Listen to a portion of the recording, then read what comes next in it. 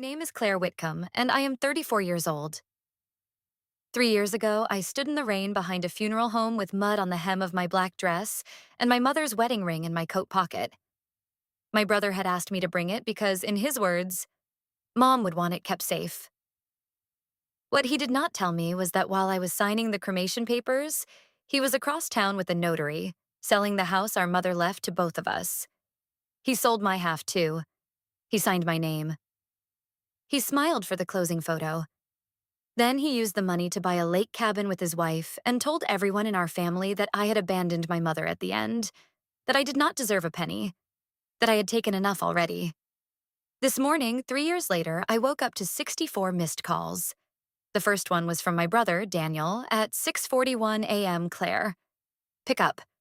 We need to talk before you do anything stupid. The last one was from his wife, Marissa, at 9:12. She was crying so hard I could barely understand her. Please, Claire. We have children. You cannot take the house. You cannot ruin us over paperwork. Paperwork. That is what she called it. Before I tell you what happened, take a moment to like and subscribe. And if you have ever been betrayed by the people who use the word family while cutting you out of the will, the home, the truth, or the room, tell me where you are watching from and what time it is. I read the comments. I really do. Now let me take you back to the autumn my mother forgot my name for the first time. The winter, my brother became her favorite son again. And the spring, I learned that betrayal does not always arrive shouting. Sometimes it arrives with a casserole, a clipboard, and a pen. We grew up in a town called Bellwether, 26 miles from the coast, in exactly the kind of place where people pretended not to gossip while knowing the name of your dentist, your first boyfriend, and the reason your father stopped coming to church. Our house sat on Alder Road, a 2-story white farmhouse with blue shutters and a wraparound porch my mother painted every other summer, whether it needed it or not. The porch had 4 rocking chairs, even though only 3 of us lived there after my father died. My mother said empty chairs were hopeful. I used to believe that. The house belonged to my mother, Margaret Whitcomb. Not my father. Not the bank. Not the family trust. Her. She inherited it from her Aunt Lillian, who had no children and a talent for holding grudges like pressed flowers between Bible pages. Aunt Lillian left it to my mother in a will that said, in one perfect sentence, to Margaret, because she showed up when others sent flowers. My mother loved that line. She framed it. It hung in the hallway between our school pictures. Mine on the left, Daniel's on the right. That was how it had always been. Claire left, Daniel right. Claire practical, Daniel charming. Claire reliable, Daniel special. Claire carried the groceries. Daniel made everyone laugh while I carried them. My father, Leonard Whitcomb, was a quiet man who fixed clocks in the back of Bellwether Jewelers and smelled like machine oil and peppermint gum. He taught me how to listen for a problem before taking anything apart. He used to say, "A thing tells you how it broke if you are patient enough." I wish families did the same. Daniel was 3 years older than me and had the kind of face that made adults forgive him before he apologized. At 16, he totaled my mother's station wagon after taking it without permission. At 17, he got a girl pregnant and then decided he was not ready to be trapped by a mistake. At 19, he dropped out of college after 1 semester and came home with a tattoo, 3 credit cards, and a story about how the professors were threatened by his potential. My mother believed every version of Daniel except the true one. She did not believe me when I said he had taken $40 from my dresser. She did not believe me when I said he had forged her signature on a check. She did not believe me when I said he had been driving drunk the night he put the car into Mr. Hanley's mailbox. "Your brother is complicated," she would say. I was never complicated. I was useful. That is a different kind of invisibility. I got good grades. I worked weekends at the pharmacy. I earned a scholarship to state college and still came home every other weekend because my father was sick by then. Heart failure first, kidney trouble after, then infections, then a hospital bed in the dining room because the stairs became too much. Daniel visited twice during those months. The first time, he brought a balloon that said, "Get well soon," and asked if Dad knew where the title to the old truck was. The second time, he cried in the kitchen for 12 minutes, long enough for my mother to forgive everything he had not done, then left before Dad woke up. I was 22 when my father died. Daniel stood at the funeral in a navy suit he had borrowed from his boss and wept into my mother's shoulder. People patted his back. Poor boy. Lost his father. So hard on sons. I stood near the guest book with a pen in my hand, directing people to the coffee urn and the bathroom because someone had to. My mother leaned on Daniel that day. After the funeral, she came into the kitchen and found me washing deviled egg trays. "Claire," she said, soft but distant, like she was calling to me from the end of a hallway. I turned, hands in dishwater. She looked at me with red eyes and said, "Your brother is taking this very hard. Try not to make things harder for him." That sentence stayed with me longer than the eulogy. Let me tell you the math of my family, because every family has math whether they admit it or not. When Daniel needed a car after his second DUI, my mother gave him $8,500 from the savings account Dad had built by repairing pocket watches for men who still wore waistcoats to church. When I needed $1,200 to cover the last semester my scholarship did not cover, my mother told me debt built character. When Daniel moved back home at 26 after his girlfriend kicked him out, Mom cleared Dad's office and turned it into a bedroom for him. When I came home at 27 after my divorce, she told me the guest room was full of winter coats, and I should probably find a place closer to work anyway. When Daniel married Marissa, Mom paid for the rehearsal dinner, the flowers, and the photographer. When I got married, she gave me a crock pot and said, "Second marriages are usually happier," even though it was my first. I laughed when she said it because everyone else laughed. That is another kind of survival. You laugh before anyone can see where the sentence landed. My divorce came 2 years later, quiet and humiliating. No affair, no scandal, just two people who had become polite strangers with a shared lease and a dog neither of us could afford. My ex took the dog because his apartment allowed pets. I took the blender because I needed something to make leaving look practical. By then, I was working as a records coordinator at Bellwether Memorial, the small regional hospital where everyone knew everyone and half the nurses had babysat the doctors. It was not glamorous work. It was forms, signatures, discharge papers, consent packets, insurance codes, phone calls, grief misdirected at front desks. I became very good at documentation. I became very good at noticing when a signature did not look right. I became very good at understanding that paper can hurt you long after the person holding the pen has left the room. My mother started forgetting things the year she turned 68. At first, it was small. She left the kettle on. She called Marissa by her sister's name. She put her reading glasses in the freezer, laughed too loudly when I found them, and said, "Well, at least I know where the ice cream is." I laughed with her because fear is rude when it arrives too early. Daniel said she was fine.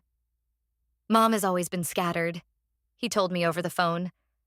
I could hear a football game in the background and one of his kids screaming about juice. "Do not make this a thing." I made it a thing. I scheduled the doctor's appointment. I drove her there. I sat beside her while Dr. Patel asked her to remember 3 words: garden, penny, window. She remembered garden. She invented pencil. She forgot window. On the drive home, she looked out at the bare fields and said, "Do not tell your brother yet. He worries." I almost laughed. Daniel did not worry. Daniel reacted when worry could be used as proof of love. But I did not say that. I said, "Okay, Mom." And then I told him anyway because someone needed to know. He came over that Sunday with Marissa and the children and a lasagna in a foil pan. He kissed our mother on the forehead, called her my beautiful girl, and sat at her kitchen table like he had been assigned the lead role in a play he had not rehearsed, but knew he could charm his way through. "We are going to take care of you," he said, holding her hand. My mother cried. I stood at the sink, scraping burned cheese from the side of the pan, and watched her look at him the way she used to look at my father when he came home from fixing clocks with flowers from the gas station. That night, Daniel pulled me onto the porch. The air smelled like wet leaves and chimney smoke. Marissa was inside helping Mom put the kids' drawings on the refrigerator. I remember that because later, every detail of that night became evidence in my mind. We need to talk about the house, Daniel said. Not Mom. The house. I turned toward him slowly. What about it? He leaned against the porch railing like he had practiced this position in a mirror. If she gets worse, we need a plan. Property taxes, repairs, insurance. It is a lot. I know, I said. I have been paying the insurance since February. His face shifted. Just a flicker. Too fast for most people. Not too fast for me. You never told me that. You never asked. He smiled then, but the smile had edges. Do not do that, Claire. Do not make this some competition. There it was. The family math again. If I mentioned what I had done, I was keeping score. If Daniel mentioned what he might do someday, he was stepping up. I said, Mom needs a medical plan before she needs a property plan. Daniel looked through the window at our mother, laughing at something Marissa had said. Mom needs peace, he said, and she needs to know her kids are united. United. A word people use when they want you to stop asking where the money went. For 6 months, I did the care work. I organized her medication in a plastic box with morning and evening labels. I drove her to neurology appointments. I filled out the long-term care forms. I installed grab bars in the bathroom after she slipped, stepping out of the tub, and tried to hide the bruise from me with a cardigan. I called her every morning at 7:15 and every night at 8:30. Daniel visited when it made a good photo. Marissa posted pictures on Facebook. Sunday with our favorite lady. 3 generations of Whitcomb love. Family is everything. In one picture, Daniel was kneeling beside Mom's chair, his cheek pressed to hers, both of them smiling. Out of frame on the kitchen counter were the unpaid utility bills I had come over to sort. I know because I sorted them after he left. That is how betrayal grows in some families. Not as one big act at first, but as 1,000 small edits to reality. Who was there? Who paid? Who called? Who showed up? Who got thanked? By Christmas, my mother knew something was wrong. Not every day. Some days she was sharp enough to beat me at gin rummy and correct the news anchor's grammar. Other days she called me Lillian, asked if my father was still at the shop, and stared at the microwave like it had been delivered from another planet. On Christmas Eve, she asked me to stay after dinner. Daniel and Marissa had already left, carrying leftovers, 2 wrapped gifts Mom did not remember buying, and an envelope she had slipped Daniel for the kids. I was loading the dishwasher when Mom appeared in the doorway holding a red tin of butter cookies. Claire, she said, sit with me. We sat in the living room under the tree lights. The ornaments were old, glass and chipped paint, the same ones from my childhood. Daniel's handmade angel hung near the top. My salt dough star hung in the back, half hidden by tinsel. Mom turned the cookie tin in her hands. I need you to listen, she said. I did. She looked smaller in the chair than she used to. Her hair was white at the temples now, her wedding ring loose on her finger. Your brother has always needed more, she said. I waited. I had learned not to interrupt when truth finally wandered into the room. It spooked easily. I gave him more because he seemed emptier, she continued. That was not fair to you. I felt something rise in my throat and pressed it down. Mom. No, let me say it while I know how. She closed her eyes for a moment, and when she opened them, they were wet but clear. You were easier to trust, so I asked more of you. That was not fair either. The tree lights blurred. I had waited my whole life for some version of those words. And because life is cruel in the most precise ways, they arrived when my mother might not remember saying them in the morning. She reached into the cookie tin and pulled out a folded envelope. Take this to Elaine Porter, she said. Elaine Porter was a lawyer in town. Estate planning, elder law, real estate disputes. She had been my mother's friend since they were girls in choir. I stared at the envelope. What is it? Instructions, Mom said, and a copy. The original is with Elaine. A copy of what? Her hand shook when she passed it to me. The will, the medical directive, the power of attorney. I changed everything after your father died. Then I changed it again last month. My heart had started beating too hard.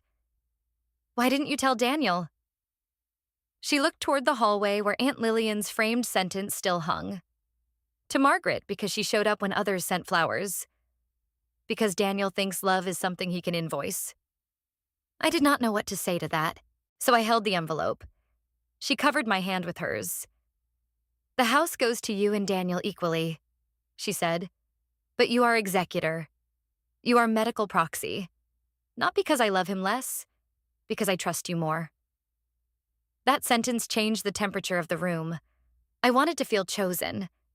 Instead, I felt afraid. He will be angry, I said. I know. He will blame me. I know. Then why do it this way? She squeezed my hand. Because he can talk me out of things. You can talk me through them. There is a difference. I took the envelope home and put it in the bottom drawer of my desk under tax returns, my passport, and the spare key to a car I no longer owned. I did not open it that night.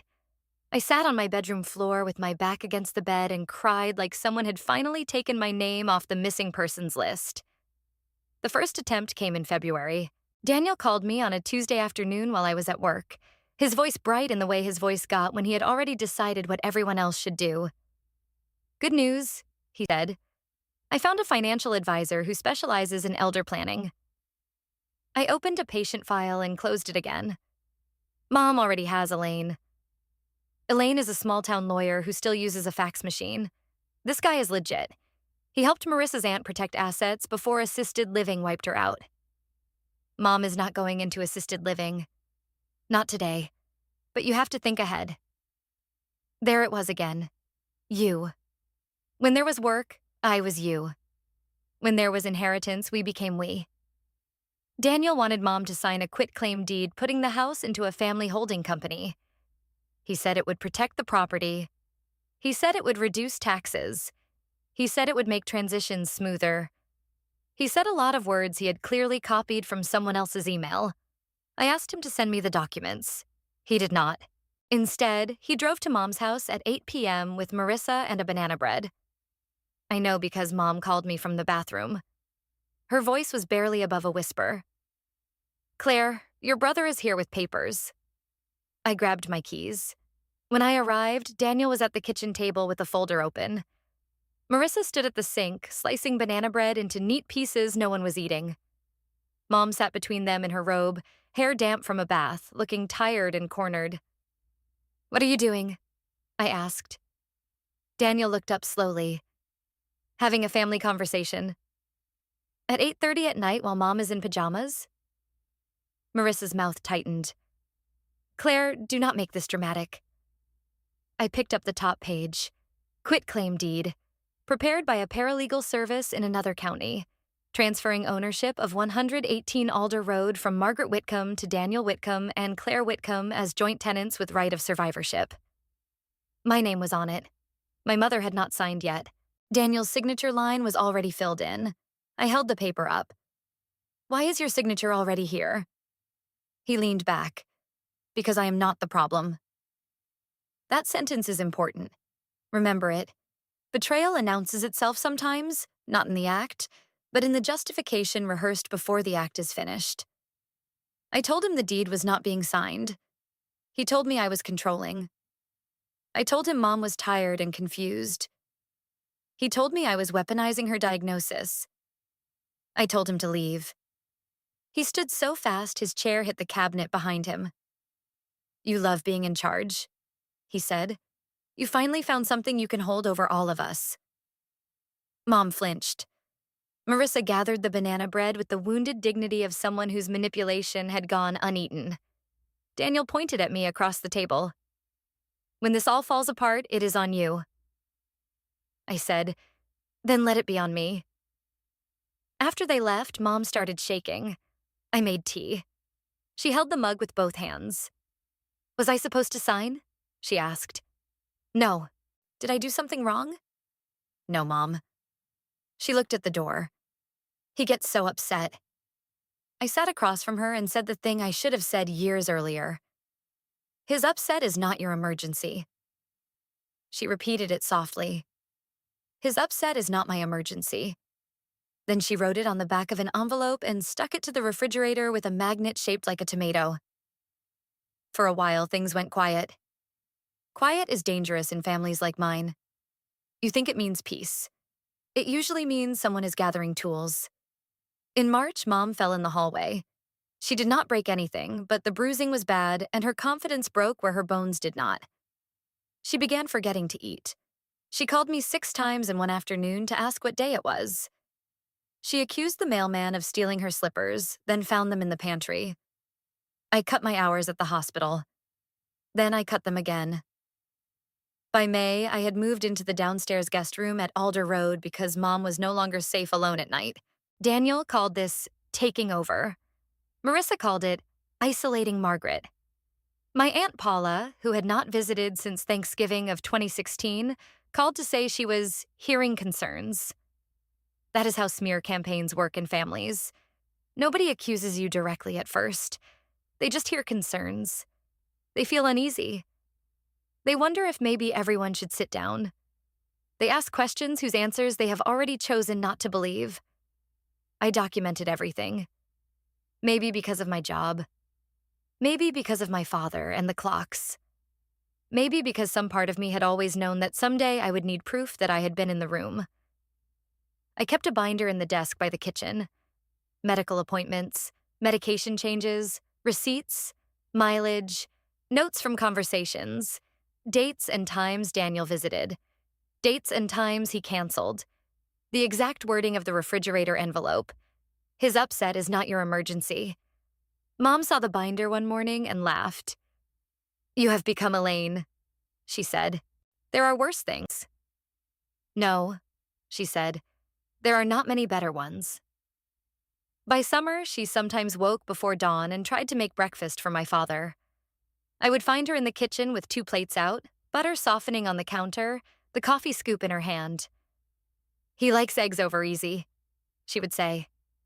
"I know," I would answer. I learned not to correct her too sharply.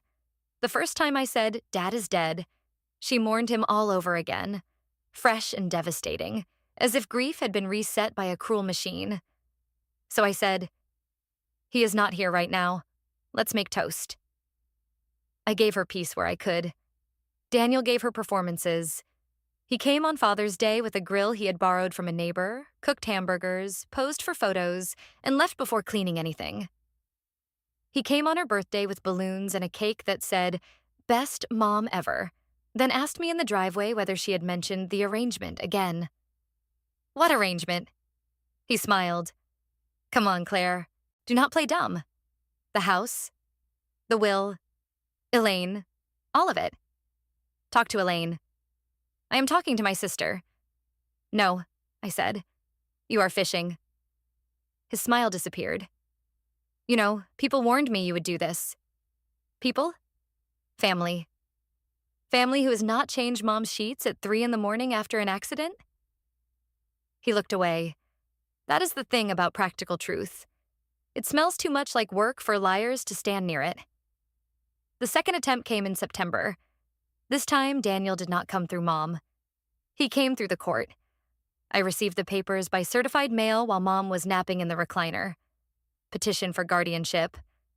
Daniel Whitcomb, petitioner. Margaret Whitcomb, respondent. Claire Whitcomb, interested party. Interested party.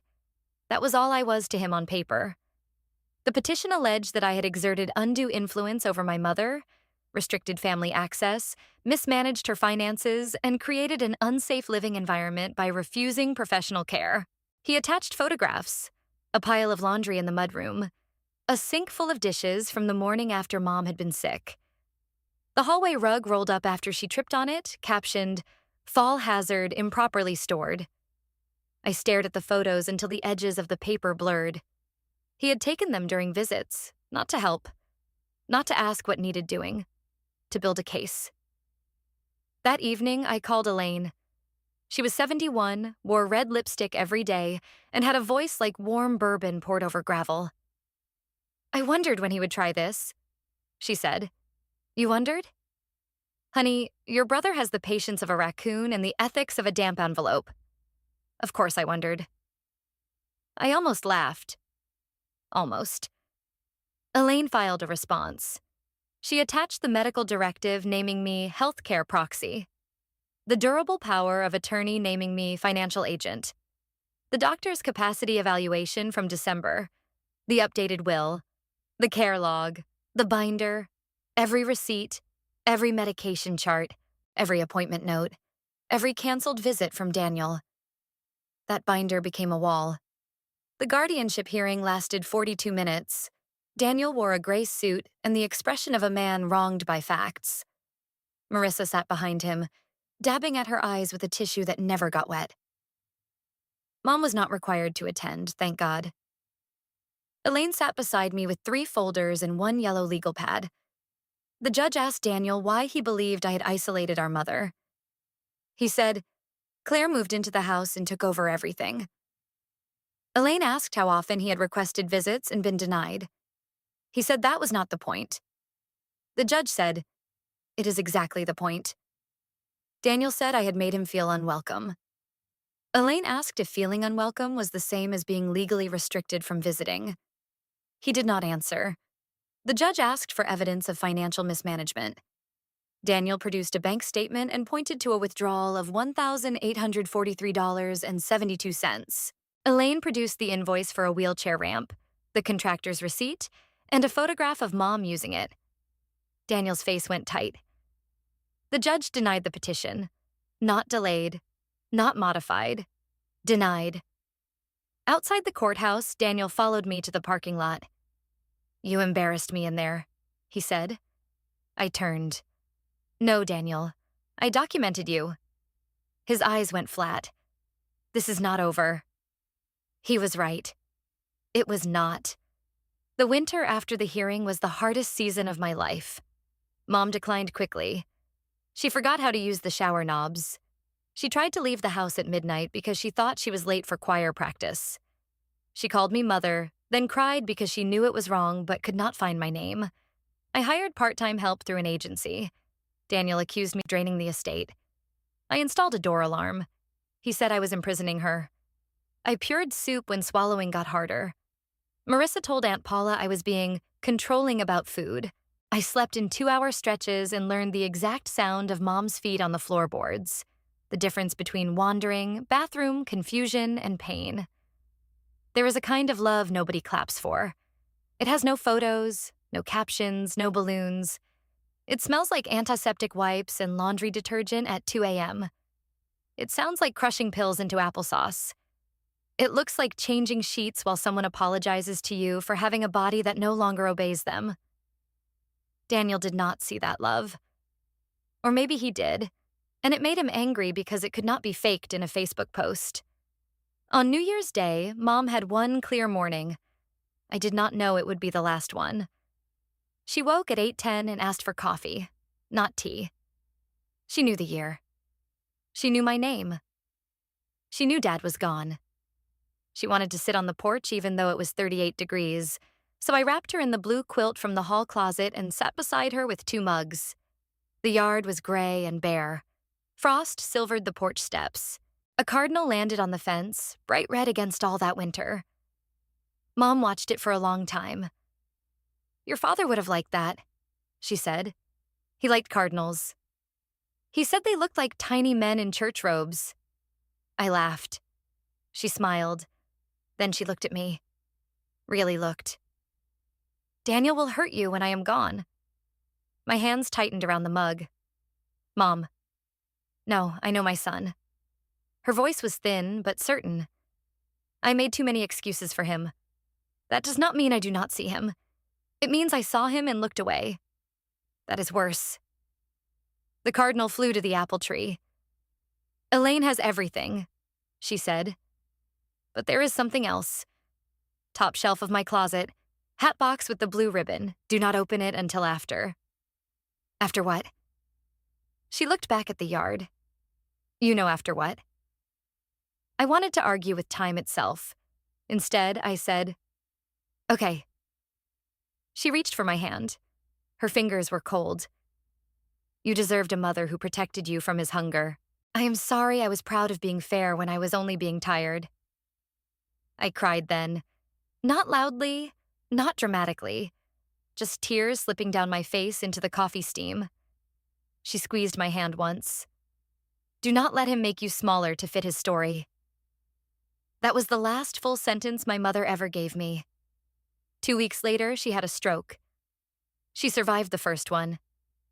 She did not survive the second. She died at 4:32 a.m. on a Thursday in February, in the downstairs bedroom where she had once folded church bulletins, wrapped Christmas gifts, and hidden birthday presents from Daniel badly enough that he always found them. I was holding her hand. The hospice nurse stood at the foot of the bed. The room was dim except for the lamp on the dresser.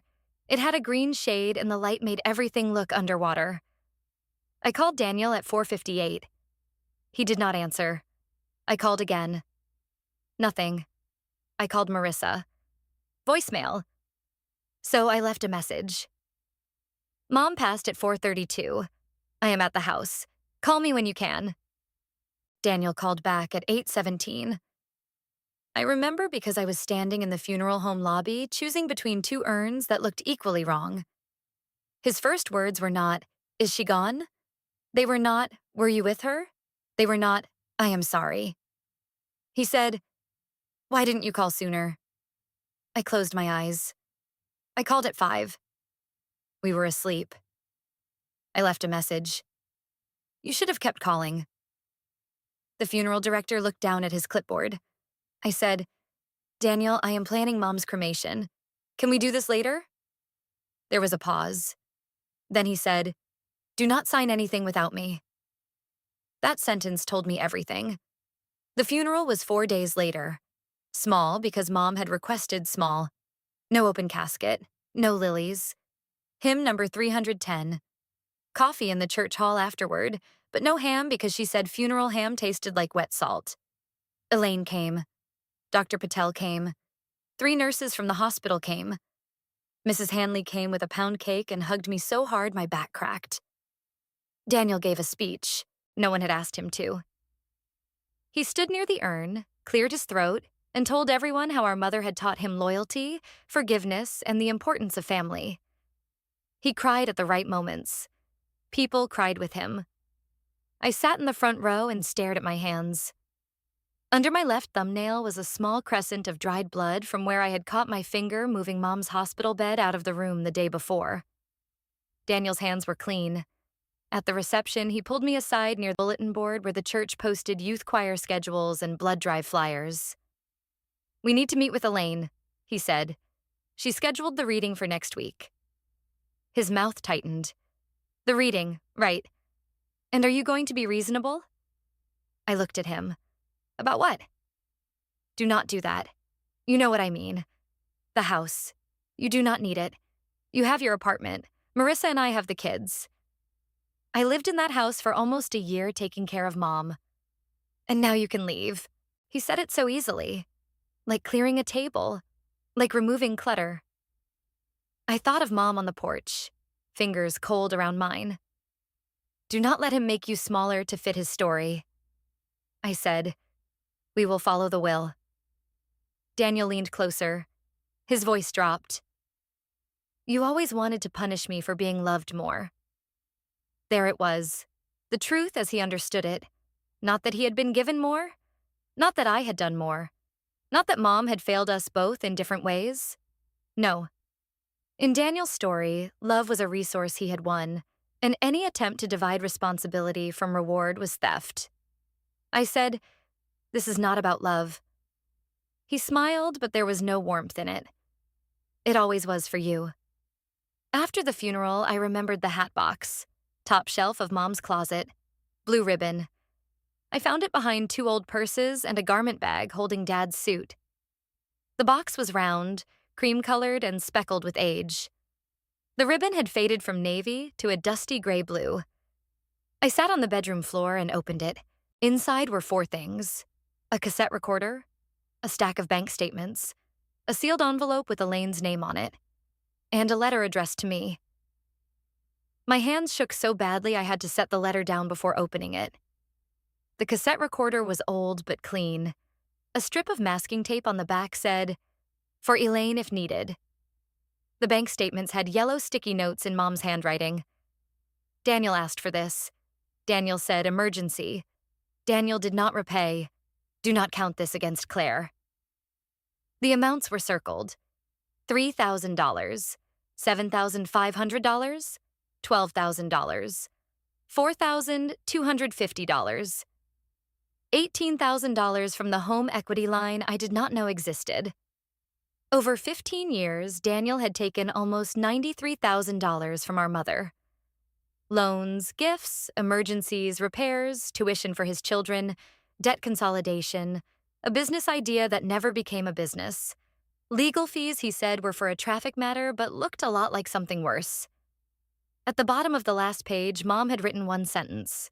I called it help because I was ashamed to call it what it was. I opened my letter. "Claire, if you are reading this, I am gone or too far gone to explain. I should have told you sooner. I should have told you everything. Your brother has been taking money from me for years. Sometimes I offered. Sometimes he asked. Sometimes he cried. Sometimes he shouted. Every time I told myself it was the last time. It was never the last time. You will find records in this box. Elaine has copies of most of them. I gave her permission to use them if Daniel contests the estate or accuses you of theft. There is also a recording. I made it after he came in September and told me he could prove you were abusing me if I did not cooperate. I did not tell you because I was embarrassed.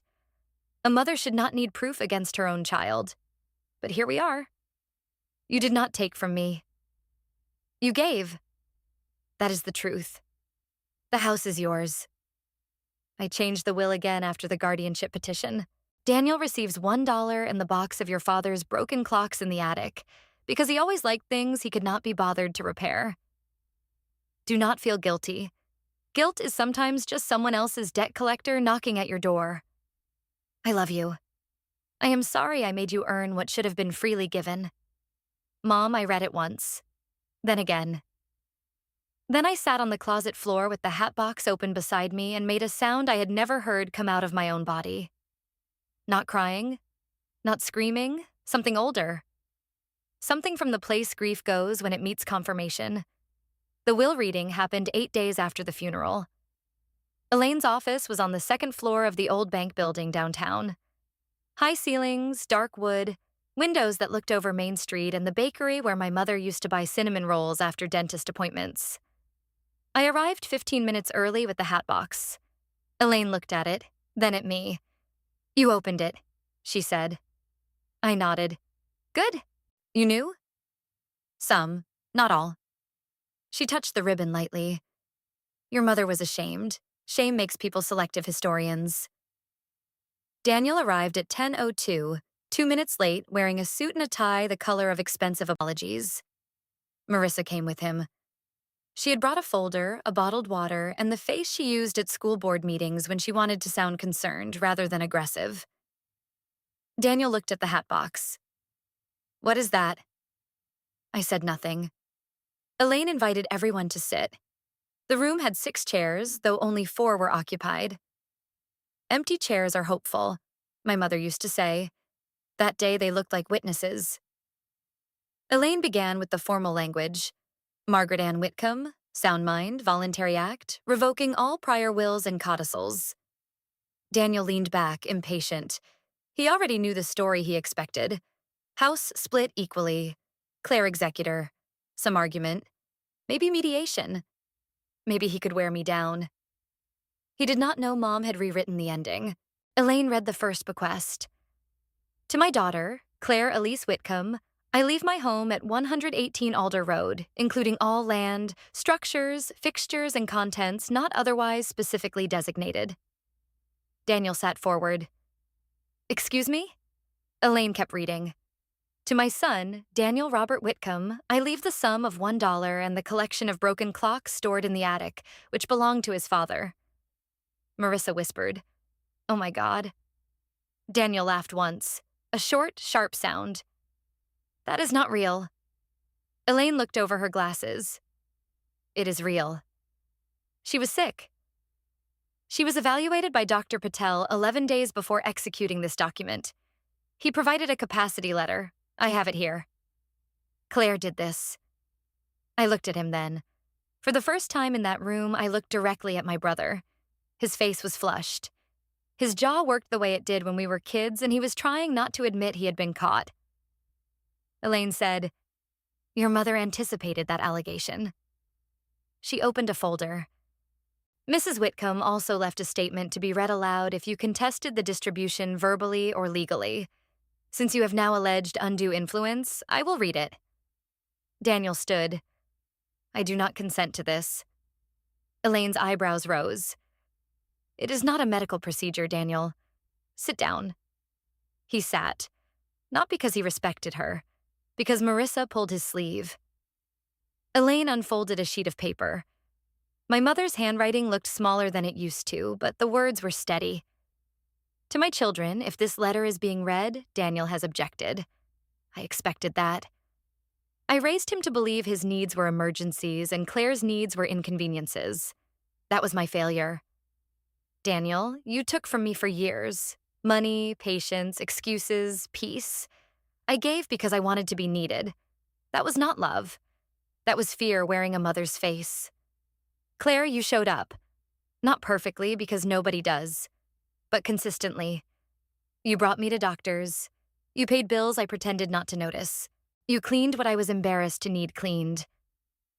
You protected me even when protecting me made you the villain in stories told by people who were not there. The house goes to Claire because she knows the difference between caring for something and owning it. Daniel gets the clocks because his father believed anything broken deserved patience. I hope he learns. Do not fight my decision. It is mine." Elaine lowered the paper. The room was very still. Downstairs, a delivery truck backed up on Main Street, beeping steadily, as if the world had decided to censor the silence one note at a time. Daniel's face had gone pale. Marissa stared at the table. Then Daniel said the sentence that turned grief into something colder. "She never would have written that unless you poisoned her against me." I opened the hat box. I did not plan it. Not exactly. But my hands moved before my fear could stop them. I took out the bank statements and placed them on the table. One stack. Then the sticky notes. Then the cassette recorder. Daniel's eyes dropped to the papers. Recognition moved across his face like a shadow passing over water.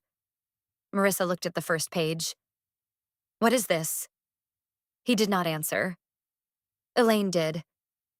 Records of funds Margaret provided to Daniel over a number of years. Margaret asked me to preserve copies in case Daniel alleged financial exploitation by Claire. Marissa turned the page. Her mouth opened slightly. $93,000? Daniel said. "That is not what it looks like." I almost smiled. Not because anything was funny, because guilty people always think reality is a lighting problem. Elaine pressed play on the recorder. My mother's voice filled the room. Frail, tired, unmistakably hers. "Daniel, I am not signing the deed." Then Daniel's voice. "You are confused. Claire has you scared. I can fix this if you let me." "Mom again?" I said no. "Daniel. Then I hope Claire can afford a lawyer when I tell the court what she has been doing to you."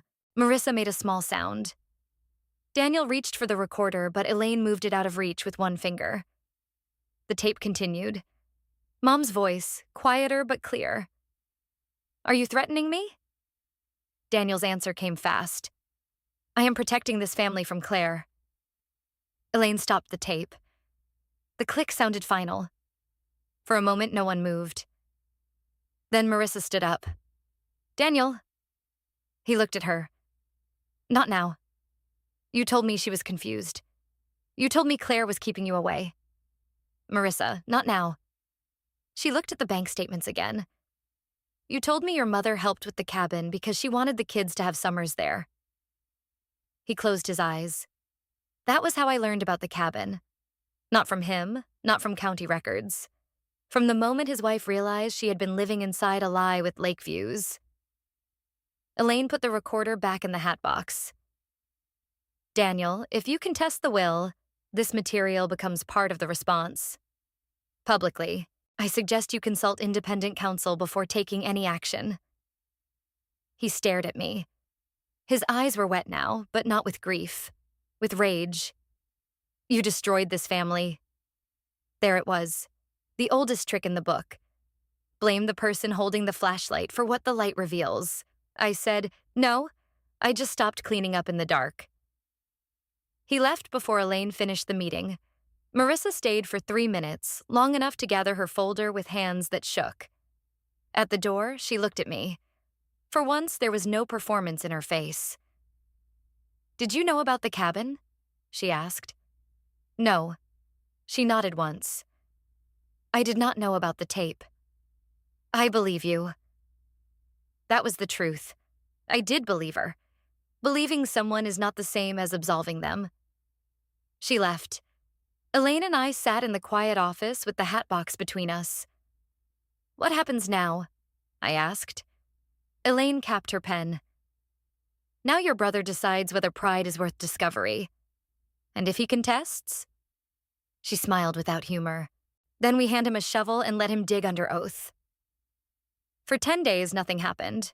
No calls, no texts, no legal filing. I moved through the house like someone waiting for a storm siren that might not sound. I sorted Mom's clothes. I kept 3 sweaters. Blue, green, gray. The blue one smelled faintly of her lotion, so I put it in a plastic bag because grief makes you do strange, practical things. I found Dad's broken clocks in the attic. 7 of them. Mantel clocks, wall clocks, 1 brass alarm clock with a cracked face. I thought about shipping them to Daniel immediately, then decided to wait until Elaine told me to. Some inheritances deserve paperwork. On the 11th day, Aunt Paula called. I almost did not answer. Curiosity won. Claire, she said, in the voice people use when they believe calmness can disguise accusation. I heard some troubling things. From Daniel? A pause. From several people. Did several people mention the $93,000? Silence. I do not know anything about that. Then you do not know enough to have this conversation. She inhaled sharply. Your mother would hate what is happening. I looked at the refrigerator. Mom's envelope was still there. His upset is not your emergency. The paper had curled at the edges. I said, my mother wrote exactly what she wanted to happen. People write things when they are influenced. People also repeat things when they are manipulated. She hung up first. That used to bother me. People leaving conversations before I could prove myself. Now it felt like a door closing in a room I did not have to enter. The call started the following week. Not from Daniel at first. From cousins. From old family friends. From Marissa's mother, of all people, who left a voicemail saying she hoped I could find Grace. Grace. People love asking for grace when they are standing near the person who owes restitution. Then Daniel posted on Facebook. I will not repeat the whole thing because even now it makes my hands feel cold. But the message was polished, grieving, vague enough to avoid a lawsuit and specific enough to poison a room. He wrote about elder manipulation. He wrote about siblings who isolate aging parents. He wrote about how grief reveals true character. He did not name me. He did not have to. By noon, I had 17 messages. By 3, 29. By evening, someone had commented, some people worship money more than mothers. I opened my laptop. I almost responded. I wrote 3 paragraphs, then deleted them. I called Elaine. She listened without interrupting. Then she said, you want to be vindicated or effective?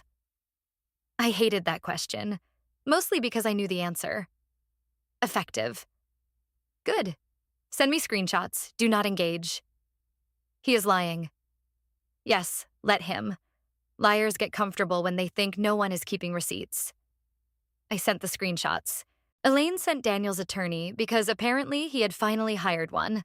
A letter that was so polite it could have sliced glass. It referenced defamation. It referenced tortious interference. It referenced the recording. It referenced discovery. The post came down within 2 hours. Then came the silence. Then came the offer. Daniel would not contest the will if I agreed not to disclose the tape, not to pursue repayment of any funds Mom had given him, and not to remove items of sentimental value from the house until he had a chance to walk through. Elaine read the email aloud while I stood in the kitchen where Mom used to pack my school lunches. "He wants a walkthrough?" I asked. "He wants leverage." "What sentimental items?" He did not specify. I looked at the hallway wall where Aunt Lillian's framed sentence still hung. To Margaret, because she showed up when others sent flowers. For years, I had believed inheritance meant objects. Houses, jewelry, furniture, money. But that day, I understood inheritance could also be a spine. Someone leaves you a sentence, and if you stand under it long enough, it becomes architecture. I told Elaine to respond.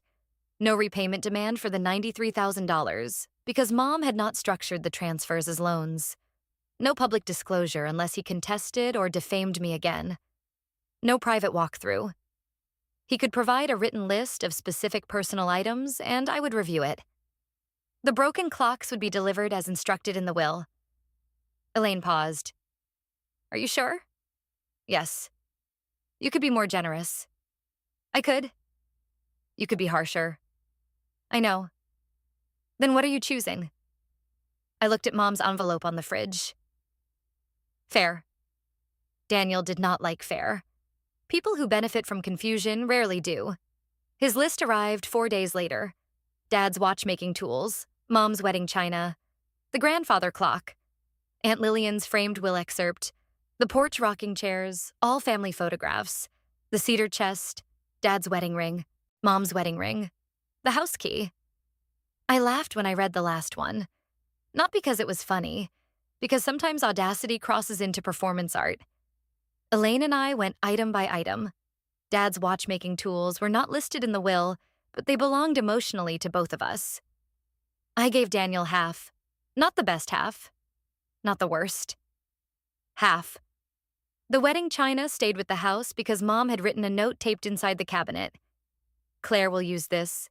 Daniel will sell it." The grandfather clock stayed because it was a fixture attached to the wall and listed in the home inventory. Aunt Lillian's framed sentence stayed with me. The rocking chairs stayed on the porch. Family photographs were copied. He got digital scans and a small box of duplicates. The cedar chest contained Mom's quilts and letters from Dad. I kept it. Dad's ring had been buried with him. Mom's ring was in my coat pocket the day of the funeral because Daniel had asked me to keep it safe, then never asked for it again until he learned there was no house. I kept it in a small dish by my bed for 1 week. Then I drove to the cemetery and buried it at the base of Dad's headstone at sunrise. No ceremony, no announcement. Just me, a garden trowel, cold dirt, and 2 rings together again where nobody could sell them. Maybe that was sentimental. Maybe it was petty. Sometimes closure wears both coats. The clocks were delivered to Daniel by courier. He refused the package the first time. Elaine had it sent again with signature required. Marissa signed. 2 weeks later, she called me. I was in Mom's bedroom, sorting books into keep, donate, and not yet. I almost let it go to voicemail. Then I answered. She did not say hello. She said, "I found more." I sat on the edge of the bed. More what? Documents? Emails? A loan application. Daniel used your mother's house as listed support for the cabin loan. He said he was expecting an inheritance. I closed my eyes. Marissa. There is something else. Her voice broke. He took money from our daughter's college account. He said he borrowed it to cover the appraisal gap. I thought his mother gave us the money. I looked at the pile of books. Mom's Bible, Dad's clock repair manual, a mystery novel with a grocery list tucked inside, the ordinary things of a person who had no idea how far the consequences of her son would travel. Marissa said, "I am not asking you to fix this. I just thought you should know." For the first time in years, I heard no angle in her voice, only exhaustion. I said, "What are you going to do?" She laughed once, bitter and small. "I think I am going to become very interested in paperwork." I almost smiled. Good. That was the last time Marissa and I spoke for 6 months. Probate took 9 months. People think inheritance happens in one dramatic room with one dramatic reading, but that is television. Real inheritance is forms, notices, waiting periods, inventories, appraisals, creditor deadlines, signatures, more signatures, and bills addressed to the dead as if death were a forwarding problem. Daniel did not contest. Not officially. He made noise. He threatened.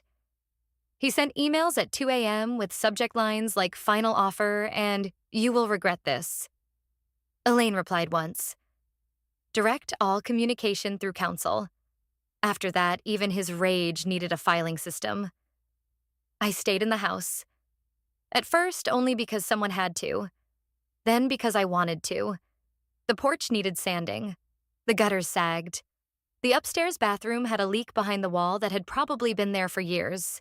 The apple tree was diseased on one side. The blue shutters needed paint. The house had been loved, but it had also been waiting. I knew the feeling. In April, I found my father's workbench in the garage under a tarp. I had not touched it since he died. Small drawers filled with gears, springs, screws, crystal faces, tweezers, polishing cloths. A magnifying lamp with a cracked shade. A notebook of repair jobs in his square handwriting. On the last page, written 2 months before he died, was my name. Claire listens. That was all. 2 words, no explanation, no date. Just my name and a truth I had not known he noticed. I sat on the garage floor and cried for him in a way I had not allowed myself at 22, when everyone was too busy watching Daniel grieve. Sometimes the grief you postpone waits for a quieter room. I kept Dad's tools. I kept Mom's cookie tin. I kept the refrigerator envelope.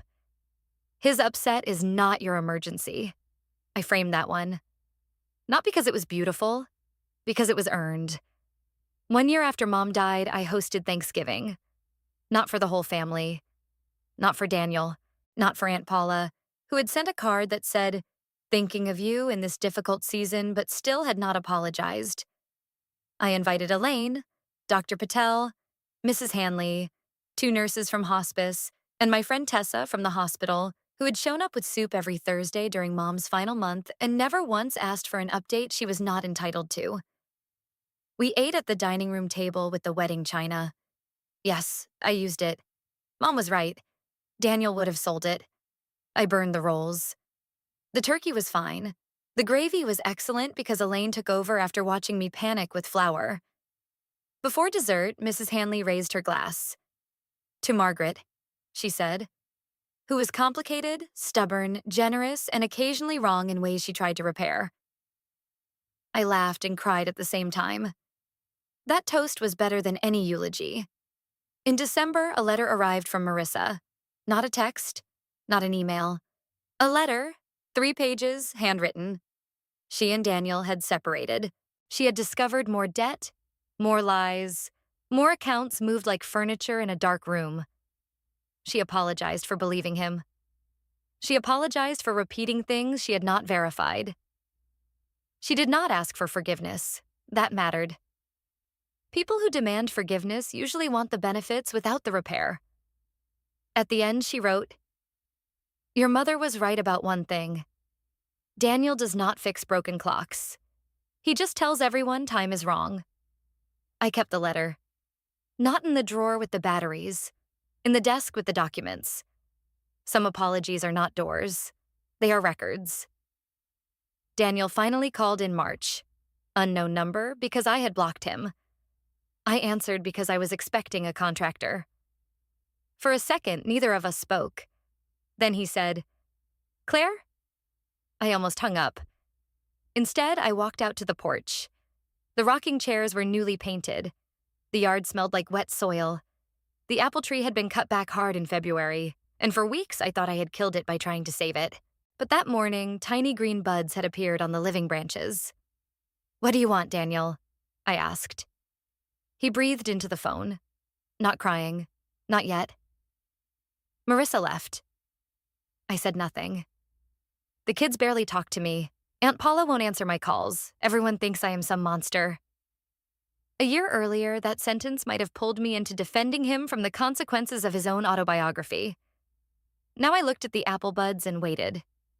He said, "I found Dad's clocks." That surprised me. "What do you mean?" I opened the boxes, the ones you sent. I thought it was some final insult, broken clocks. Very funny. It had been Mom's insult, technically, but I did not correct him. "There was a note in one," he said. My body went still. "From Dad?" "I guess." It said, "Daniel rushes. Teach him patience if he ever asks." The porch blurred for a second. Dad had left notes in everything. Tiny truths tucked into drawers. Patient as dust. Daniel cleared his throat. "I took one to a repair shop. The man said it can be fixed." "Most things can," I said. "Not everything should be your first project." He was quiet for a long time. Then he said, "I did wrong."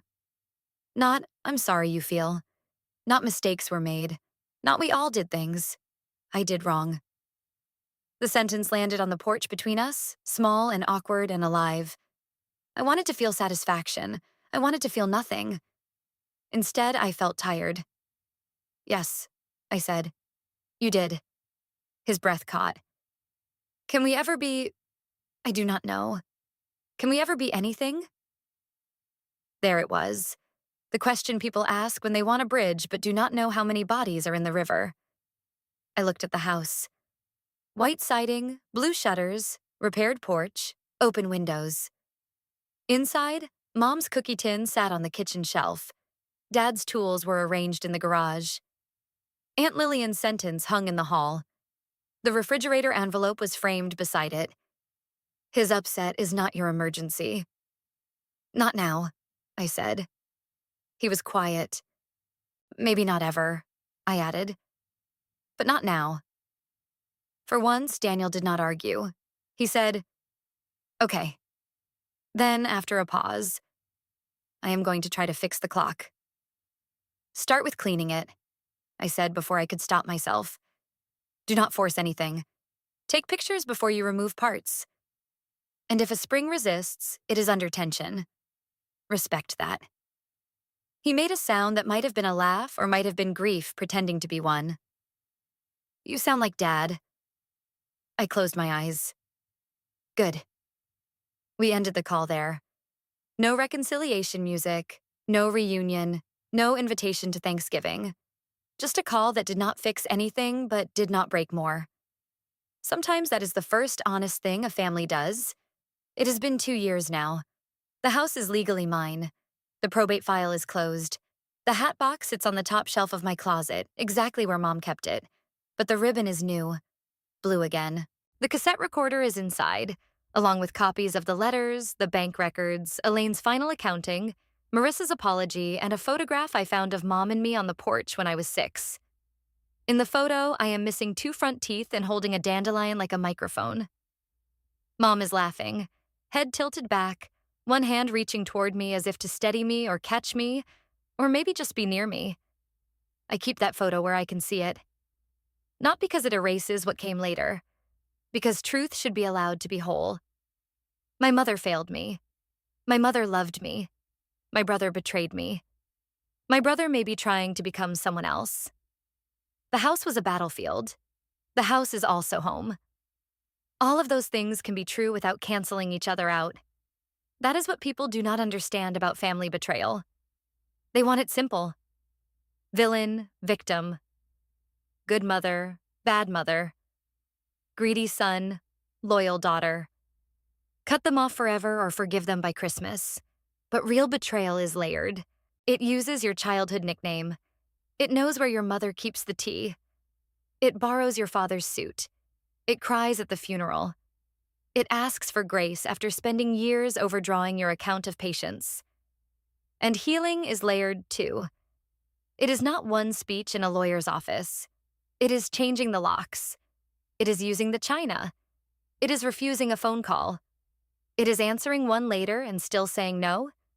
It is burying a ring where no one can pawn it.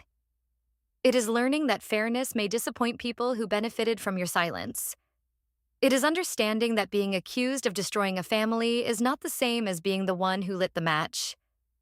This morning, I sat on the porch with coffee while rain tapped the roof. The apple tree is blooming again. Not fully. Not like before. One side is still scarred from where we cut the rot away. But the living side is stubborn. Pink-white blossoms. Bees moving through them like tiny decisions. Inside, a clock ticks on the mantel. One of Dad's. I fixed it last winter. It loses 3 minutes a week. I do not correct it every day. I let it be a little wrong and still worth keeping. My phone buzzed at 8:03. A text from Daniel. I finished the clock. A photo. A small brass alarm clock with a cracked face, hands set to 4:32, the time Mom died. For a second, anger rose in me so fast I could taste metal. Then another message came through. I set it there so I remember what I broke. Not to send to you. I just wanted you to know I remember. I stared at the screen for a long time. Rain tapped the porch roof. The clock on my mantel ticked imperfectly. I typed 3 different responses and deleted all of them. Finally, I wrote, "Keep it running." That was all. Not forgiveness, not punishment. A sentence with room around it. Maybe that is where we are now. Room around things. Room around grief. Room around anger. Room around the possibility that repair is not the same as restoration. The house smells like coffee, rain, old wood, and the lemon oil I use on the banister because Mom did. The porch chairs face the yard. Aunt Lillian's sentence still hangs in the hall. To Margaret, because she showed up when others sent flowers. I used to think showing up meant being present for other people no matter what it cost you. Now I think it means being present for the truth. Even when it costs you the version of family you were begging to keep. So if you are listening to this from a room where everyone calls you dramatic because you remember what they did, let me say something plainly. You are not dramatic for keeping records. You are not cruel for enforcing a will. You are not greedy for accepting what someone intentionally left you. You are not destroying the family by refusing to keep its secrets. Sometimes the person who tells the truth gets blamed for the wreckage because everyone else had gotten comfortable living in the condemned building. Let them be uncomfortable. Open the windows. Use the china. Frame the sentence that saved you. And when the phone rings, remember this. You do not have to answer on the first call. You do not have to answer on the 64th. You get to decide what deserves your voice. On your time, in your house. With every clock, broken or repaired, finally telling the truth out loud. Thank you for staying with me through this one. If you have ever had a Daniel in your life, someone who turned care into currency and love into leverage, tell me what finally made you stop explaining yourself. And if you are still in the middle of it, I hope you hear me clearly. Documentation is not bitterness. Boundaries are not betrayal. Fair is not cruel. And sometimes the inheritance was never the house. Sometimes it was the proof that you were not crazy, the courage to stop shrinking, and the key to a door you finally get to lock from the inside. If this story meant something to you, check the description below. There is another one there about a daughter who found out her family had been charging rent on a house she already owned, and what she did when the eviction notice came in her name. If this story stayed with you, if it made you feel anger, relief, recognition, or simply reminded you that some truths take years to finally be spoken out loud, then it became what I hoped it would. Now I have a question for you. If you could finally close one door in your life, on a lie, a betrayal, or a version of yourself that kept shrinking just to keep the peace, which door would it be? Tell me in the comments. I read every one. And if this story felt familiar, if you've ever had to choose between keeping the family's secrets and keeping your own peace, share it with someone who needs to hear this tonight. If you haven't subscribed yet, I'd love to have you here for the next story. There are more stories waiting in the description below about the moments people stop apologizing for telling the truth and what happens when they finally choose themselves.